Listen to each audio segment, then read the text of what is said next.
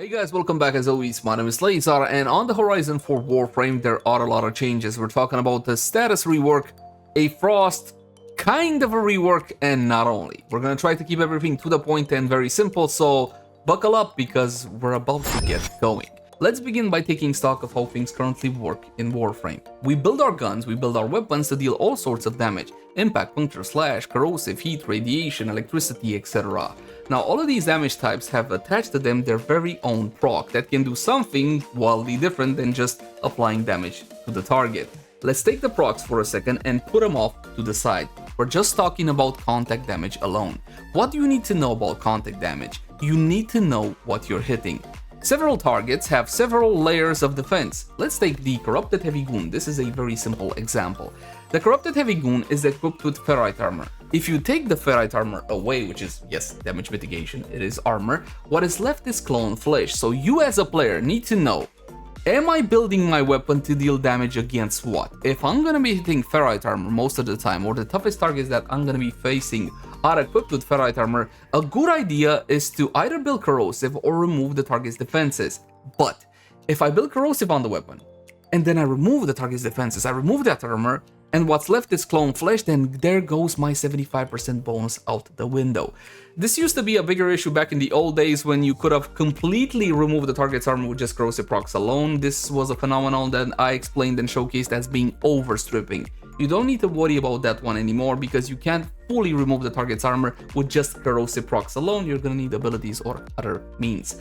Regardless of that, you see how things can get a little bit complicated, especially for a newer Tenno. And what makes it even more complicated is the fact that you don't need to remember just a couple of things, you need to remember a lot of things. Because my friends, in Warframe, you got Clone Flesh, Ferrite Armor, Alloy, Machinery, Robotic, Infested Sinew, Indifferent Facade, etc. Facade, I don't even know, that's the murmur thing. There's a lot to remember, and a lot to remember what does bonus damage to what and how you should build your gun. So what D is doing is streamlining this whole process. No longer will you have to remember all of this stuff. All armor becomes, armor, all health becomes health, and all shields become shields, which is a huge simplification and a huge improvement from my point of view. Thumbs up for this one. Now, of course, they're not just touching on this, they're also touching on armor. So what they're going to be doing is capping armor. Not for the players, but for the enemies. No longer will enemies have more than 90% damage reduction due to armor alone. Like we talked about earlier, and some of you already know, an enemy can have multiple layers of defenses or damage reduction. But armor will be capped at a maximum of 90%, which I think is 27,000 armor, if I remember correctly from Pablo on the dev stream. Right now in Warframe, if you take your Corrupted Heavy Goon and you put 10 stacks of Corrosive on it because you want to reduce that armor, you want to reduce that damage reduction, you take it down to 65%, which is definitely a good chunk of armor gone, and your weapons will be dealing more damage versus it. But after the changes, 10 stacks of Corrosive will bring down the damage reduction to 40% instead of 65%, so that's a huge buff. Thumbs up for that one. Essentially, Corrosive is getting a pretty significant buff, and it will be even more advantageous to build on weapons. Moving on to the Corpus, the developer wants to make this faction a bit more tougher to kill. So, enemy shields having a shorter regeneration delay when depleted, enemy shields having a shorter regeneration delay when hit, and enemy shields regenerating faster. These three primary changes. For the longest time, the Corpus have been the wimps when it comes to factions. They're very easy to take out because they don't have a whole lot of passive survivability. Better said, mitigation, in the sense that their survivability comes from their abilities. They deal a lot more damage than something like the Grineer, and their abilities are a bit more agility based. They're more annoying to deal with, they're faster, they move all over the place, they start flying around, so some Tenno can have difficulty in dealing with them.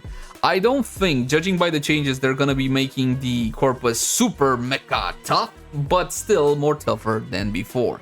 And this would be an excellent time to talk about the changes to Magnetic. Magnetic aims to have an updated status effect behavior that will affect the regeneration delay, regeneration rate, and reset delay of enemy shields, as in the things they are actually buffing to, make the Corpus a bit more tougher. Now, they made it very clear that they don't aim to dethrone Toxin as the meta when dealing with Corpus, right here.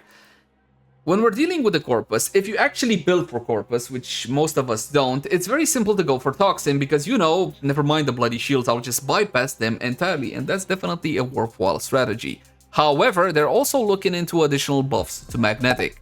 We're interested in the idea that the magnetic damage type will have improved effectiveness against nullifier bubbles, increased minimum damage against nully bubbles, and increased maximum damage against nully bubbles. But wait, there's more. We did have some additional ideas we have planned for magnetic for the status to do bonus damage to Overguard. Bonus damage to Overguard. An on-shield break deal electrical damage hitting for a percentage of maximum shield per stack. For example, if 10,000 shields, 3% of that per stack. That type of a thing. Fantastic, glorious. More damage for us, and especially against Overguard. We're gonna have to see exactly what kind of bonuses we're looking at. And again, they don't aim to dethrone Toxin. Nah, that's not what's going on here. Currently, we aim to let Magnetic marinate for a minute with these new changes. From there, we'll continue to iterate. La la la la la. Battle is not getting changed, Blast is getting changed, and Pablo promised it's gonna be Blasty. And it kind of reads like this. When you deal Blast status, the damage dealt will trigger a smaller secondary detonation following a delay. If you eliminate an enemy or reach X black stacks, X to be determined of course, they'll detonate, dealing a percentage of the summed up damage on an AoE range. What range? How powerful? I cannot wait. Blast for the longest time has been, how do I put this?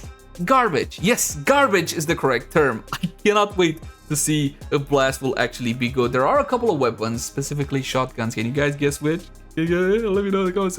And not only shotguns, some explosion-y weapons that will benefit greatly from this one. I cannot wait, and I'm really happy to see after 7 years, Blast getting some much-needed love. Now, let's talk for just a second about damage vulnerabilities. We already talked about this at the start. Remember what we said about Ferrite Armor and Corrosive? If I hit Ferrite Armor with Corrosive damage, 75% damage bonus. Hey, vulnerability, right?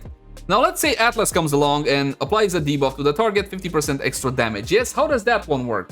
Basically, it kind of adds on top of the 75%, which would be fine. You would say, okay, fine, so I'm doing 125%. Nah, because the cap on vulnerabilities is 100%, so 25% of Atlas's thing would kind of get wasted. They're essentially moving these vulnerabilities to another plane of calculation, if you will, so you're going to be getting the full effect from, well, the next patch onward. Or at least that's how Pablo put it in the dev stream. Enough about that, let's talk about ye old Frosty.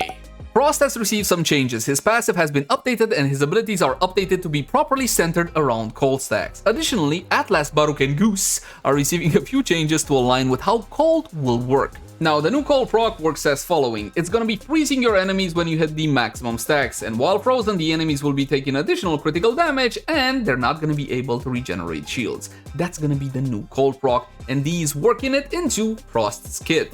So while this is not really a Frost rework per se, it's kind of like an indirect rework, if you will.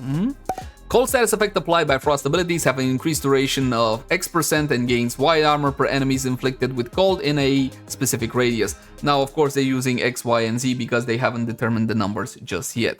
Freeze update. As require cold stacks to freeze instead of simply freezing to both initial hit and AoE interactions, increases the AoE range component of the projectile baseline twice as large. AoE aspect will scale with range. AoE radius is on ability description. Duration was changed to freeze duration but scales the same purely to communicate how long Frost freezes targets easier. Ice Wave. Change the label to freeze duration as well. Snow Globe. Applies a cold stack every X seconds with no limit when inside the globe. The slow label is gone, replaced by cold status per second. Instantly apply full cold statuses on a cast if an enemy is within snow globe. No longer blocks player projectiles from the outside anymore. This has been a wanted change for the longest time. Avalanche adds a require cold status to freeze instead of simply freezing. Icy Wave Impedance applies cold stacks per status up to full freeze for anyone standing on the trail. On full freeze, it continuously refreshes the freeze if the trail is there. Chilling Globe Augment, one of my most favorites. Update the augment to add 10 cold procs if the condition is met, i.e. unify the freeze with the cold procs as we normally do now. Keep in mind that Frosty, while he may be the headliner because, you know, cold procs and Frost, Atlas, Baruch, and Gauss are also being touched. Link to this full article in the description down below. Now, to wrap this up, these are fantastic changes from my point of view. I cannot wait to try the new Blast. It has been garbage for the longest time. I want to see if it's actually usable now. I'm all in favor of the changes to Magnetic and the Cold and the semi-rework to Frost. All in all, fantastic changes which I can't wait to try out. These will influence our builds heavily. Perhaps we will get back to a time where we don't use one build to kill everything. I kind of doubt it, but definitely love the direction this is taking. But let me know in the comment section down below, what do you guys think of these changes? Do you love them? Do you hate them? Do you not care? Or do you think they should have done things differently? As always, my name has been Leyzar. Thank you guys so much for watching. Like, favorite, channel, subscribe only if you enjoy the content. And I'll catch you guys in the next one.